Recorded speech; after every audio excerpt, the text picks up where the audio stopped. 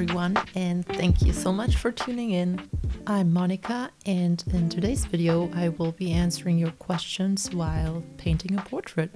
A few words regarding the painting. The paper is Canson Heritage Coldpressed, and my intention was to work in just watercolors, but I ended up switching to other mediums later on. Me personally, I'm a huge fan of Q&A videos because I love to learn more about artists I follow, and since I have been an art YouTuber for about a year, I thought now was a good time to answer your questions.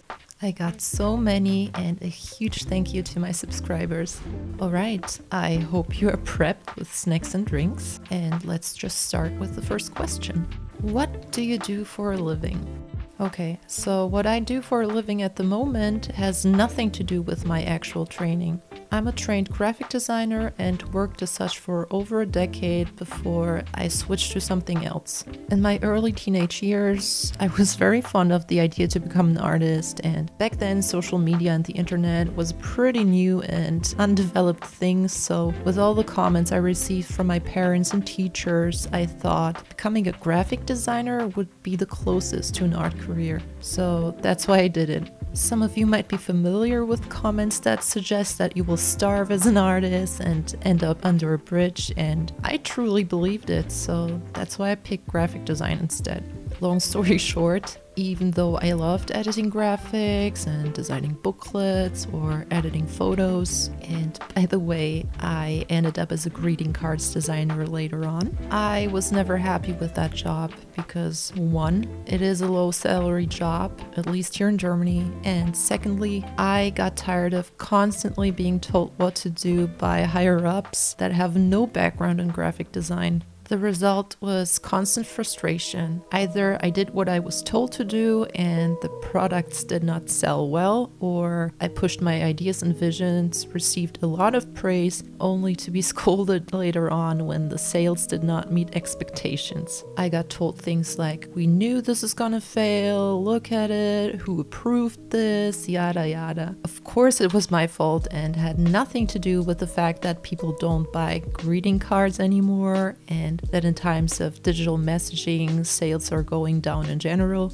Of course it was my fault and had nothing to do with poor marketing or sales strategies. So yeah, after many years I quit my job, worked as a graphic designer, freelance for a while, but I ended up hating being alone and isolated at home, and one lucky day I stumbled upon a job opportunity that changed my life. What I've been doing for a living for 2 years now is working as a personal assistant for handicapped people. Imagine you're physically impaired, either born this way or maybe after an accident, and you can't use your extremities anymore. How do you get out of bed, shower, get dressed, cook, send a text message, or go and meet friends? That's what my job is. I am basically the arms and legs of someone else. I could talk about this job for hours, and if you're interested in it or have questions about it, let me know. I might make a separate video on that, but to sum it up, I am deeply involved in someone else's life up to 12 hours a day, sometimes nighttime, and it's a draining job mentally and physically. However, it is also a very rewarding experience that allows you meeting wonderful people, and it allows me to see every day how privileged and lucky I am. Alright, next question. Do you see yourself crossing over to art full-time in the future? The answer is, that's my dream actually, but at the moment I don't feel confident enough to really make a decision about it. I think I might start to make actual plans when I feel good about my skills. When you switch to art full-time, you also need to have pretty good business skills, and I'm dreading that aspect of it. You need quite a big following, I believe, and also I see myself as an artist in training. My current focus is to experiment and do studies, and correct me if I'm wrong here, but I believe switching to art full-time asks for a unique and somewhat coherent art style. I'm not complaining about my art here, don't get me wrong, it's just I feel like I'm not there yet, you know? Alright, next. How did you end up in Germany, and do you plan to stay in Germany long term or live somewhere else? Okay, so that one's pretty simple. I was born in Poland and my parents moved to Germany when I was a baby. I have been Berlin-based ever since, and I actually always dreamt of moving elsewhere. At some point, I had serious plans to move to Sweden. I learned Swedish and made a lot of research. I have friends and family in Sweden, but one of my trips to Sweden was in February, and that was a big wake-up call. It's the most beautiful country, but I realized how dark and ice cold it is during winter months, and if there's one thing I can't stand, it is the cold. Besides, darkness and lack of sunlight really affects my mood to the point I become really depressed, so even though I would love to live on the countryside in a Swedish cottage, I think it is highly unlikely I will ever move there, unless I become very wealthy so I can afford a summer home. Next, what motivated you to start your YouTube channel and where do you see yourself in another year? I started a YouTube channel because I have a deep drive for creating. I love to work on something that ends up to be a finished something, be it a product, an art piece, a video, a song, anything.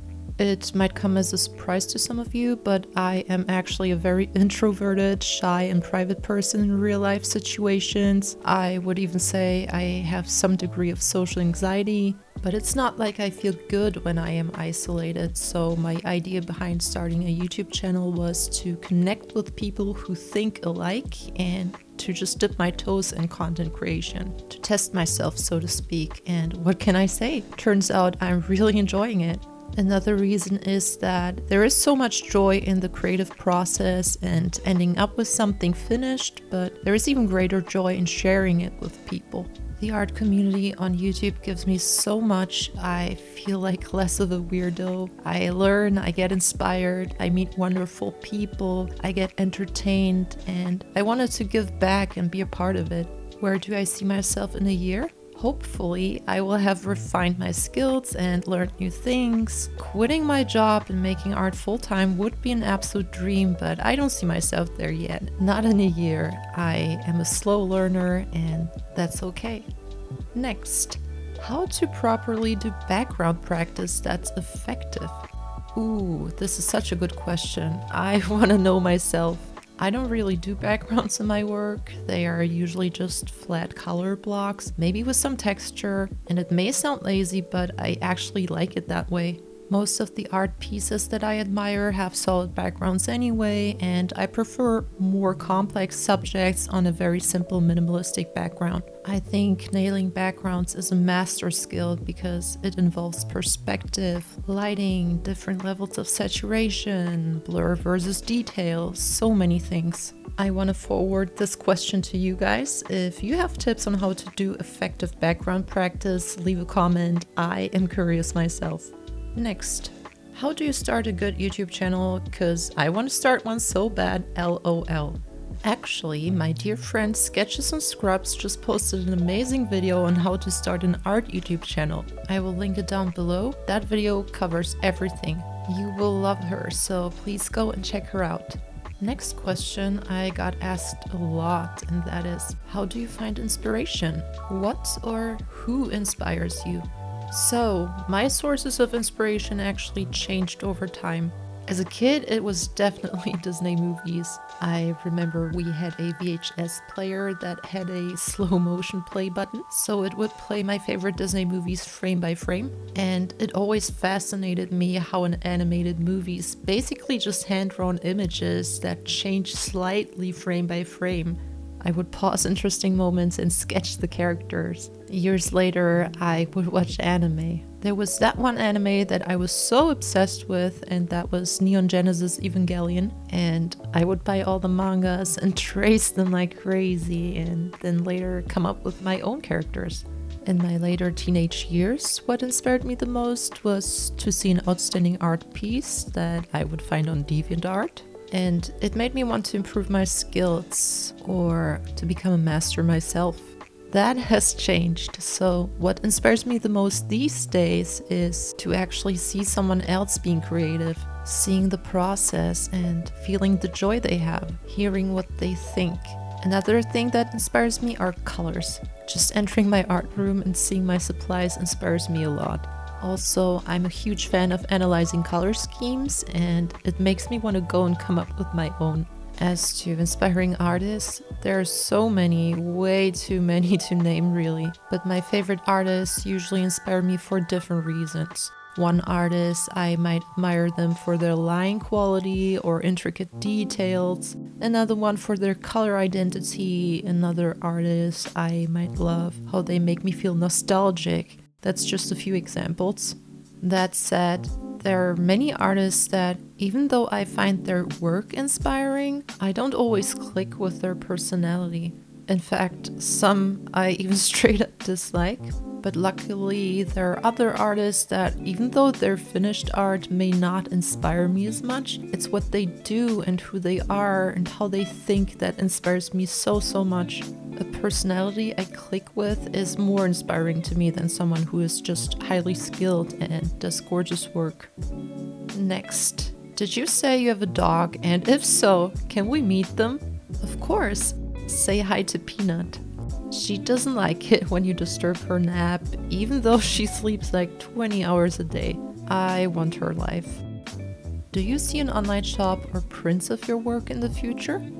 The answer is yes, I'm thinking about it, but I don't know guys, I'm a slow artist and it feels like others can produce works for their shop and Patreon and monthly stickers in no time, and meanwhile I'm still working on the same painting. I think once I come up with an art style and workflow that is more efficient, that's when I start to delve more into printmaking.